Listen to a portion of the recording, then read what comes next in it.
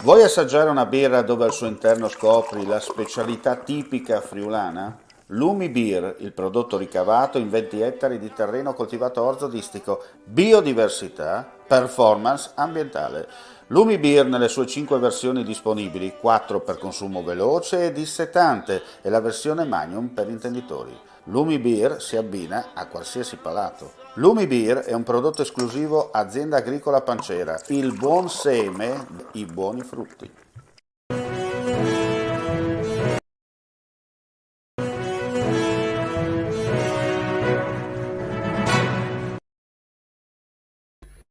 Cordiale saluto gentili amici e amiche, ben ritrovati con il secondo appuntamento con Linea Diretta Friuli TV. Apriamo subito con gli aggiornamenti dal Friuli Venezia Giulia. Allora apriamo con la cronaca per dire che da domenica 8 agosto a domenica 5 settembre RFI, gruppo FS Italiane, eseguirà una manutenzione straordinaria al viadotto Sablice fra le stazioni di Monfalcone e Bivio d'Aurisina, che comporterà modifiche di orario sulla linea Venezia-Trieste e Udine-Trieste tra Cervignano, Monfalcone e il capoluogo regionale. In alcuni casi si verificheranno allungamenti dei tempi di percorrenza dei treni, alcuni dei quali saranno limitati o cancellati e sostituiti con bus. In alcuni casi i viaggiatori dovranno trasbordare su altri treni, in particolare le domeniche 8, 22 agosto e 5 settembre. La circolazione ferroviaria tra Trieste e Monfalcone sarà completamente sospesa e tutti i treni sostituiti da autocorse. Il punto di partenza dei bus sostitutivi da Trieste si trova in Piazza Libertà, al capolinea delle linee urbane 3, 24 e 30. RFI consiglia di verificare prima della partenza le variazioni relative al proprio viaggio sui canali web delle imprese ferroviarie, negli uffici informazioni, assistenza clienti e biglietterie. I lavori consistenti nell'impermeabilizzazione dell'opera verranno eseguiti per fasi, con interruzioni della circolazione alternate sui due binari e sono funzionali a mantenere elevati gli standard di affidabilità dell'infrastruttura e regolarità nella marcia dei treni.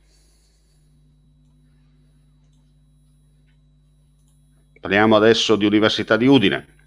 Innovazione digitale, sviluppo sostenibile, nuovi modelli di istruzione, formazione e apprendimento sono gli assi principali dei finanziamenti europei che hanno portato negli ultimi 3 anni circa 1,5 milioni nelle casse del comune di Udine. Ne dà notizia, ci scusiamo perché questa è un'altra foto relativa al comune, ecco il bello della diretta è anche questo. Dicevo, innovazione digitale, sviluppo sostenibile, nuovi modelli di istruzione, formazione e apprendimento sono gli assi principali dei finanziamenti europei che hanno portato negli ultimi 3 mesi circa 1,5 milioni nelle casse del comune di Udine.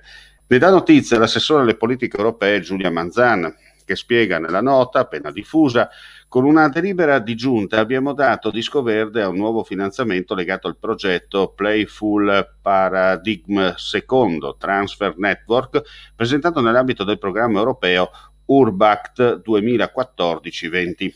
Si tratta di un piano finalizzato a creare spazi urbani sostenibili e sani per attività ludiche e ricreative, nel pieno rispetto degli asset prioritari individuati dall'Europa come obiettivi cui tendere per la costruzione di un modello sociale che coniughi ambiente, innovazione digitale e sociale.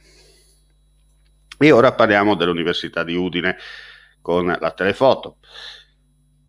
Si chiama Cranstone il progetto per il miglioramento dei processi di produzione dell'industria lapidea italiana, guidato dall'Università di Udine assieme a quella di Padova, a Confartigianato Imprese Vicenza, all'Università di Scienze Applicate della Carinzia e all'Istituto di Ecologia di Klagenfurt.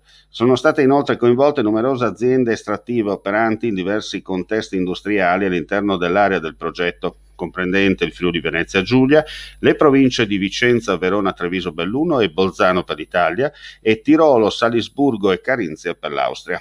Si tratta di un'iniziativa transnazionale Italia-Austria che gode di un finanziamento europeo di oltre 700.000 euro e che terminerà nel 2022. L'obiettivo del progetto è migliorare e ottimizzare i processi di estrazione e lavorazione della pietra naturale tramite l'applicazione delle più moderne metodologie di valutazione dell'impatto ambientale e delle più avanzate tecniche di simulazione fluidodinamica.